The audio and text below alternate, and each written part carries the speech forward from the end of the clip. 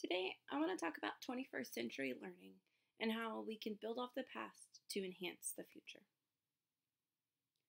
Author Alvin Toffler addressed our greatest fears in relation to 21st century learning when he said, "The illiterate of the 21st century will not be those who cannot read and write, but those who cannot learn, unlearn, and relearn." A common misconception is that 21st century learning requires us to throw old styles of learning out the window and start with a fresh approach. The truth is, we still need the things that 18th, 19th, and even 20th century learning provided.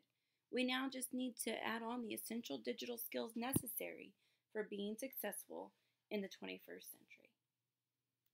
Take it from Barnett Berry. As the founder and CEO of the Center for Teaching Quality, he equates 21st century learning with the needs to balance the three R's, reading, writing, and arithmetic, with the four C's, critical thinking, communication, collaboration, and creativity. With the marrying of these themes, he thinks we will see students better prepared to enter the world as citizens of the 21st century. Now, it's important to remember that with progress comes change, and with each coming year, education requires change to help students be prepared for the world. Learning didn't suddenly change with the onset of the 21st century. We merely just need to adjust how we deliver and develop the content with our students. Helen Soule touches on this in her video, Introduction to the 21st Century Learning. She says, students these days want to be a part of their own learning, and so to fully engage them, the way teachers help them learn the content needs to change. Rather than boring style lectures, teachers should challenge themselves to incorporate relevant technology that will engage students in the learning process and satisfy the students' need to be involved in how they learn. Josh Kaufman asserts in his article, What an Educated Person Must Know. Information assimilation incorporates how to find, consume, and comprehend information and identify what's most important in the face of a problem or challenge.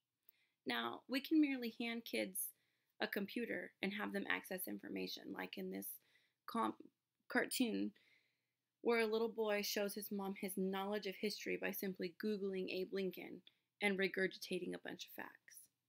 But merely handing a student a Chromebook and having them access information via Google isn't enough to equip them with a deep understanding of the content. The ability to understand content on a deeper level can't be taught by technology.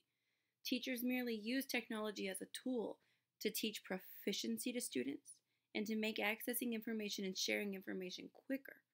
They still need to engage in group discussions, read good literature, and complete relevant assignments to truly build student knowledge. A recurring theme amongst articles addressing the needs of 21st century education is balance between the old and the new. Our students no longer need to rely on rote memorization and standard subjects to be prepared to work and live in this rapidly changing world. According to the 21st Century Framework for Learning, we should focus, and I mean education, should focus on the four C's in combination with interdisciplinary themes such as global awareness, financial, economic, business, and entrepreneurial literacy, civic literacy, health literacy, and environmental literacy. As our world changes, the needs within each of these themes does as well, which is why it's so important for every generation to learn how the knowledge they gain and the life they live interconnects within each of these areas. Real-life experiences, collaboration with worldwide resources, and applications that propel critical thinking are benefits of 21st century technology being incorporated into education. As a result, 21st century learners are going to have the best of both worlds. The old and the new are going to combine, which will best equip students to handle working, living, and being successful today.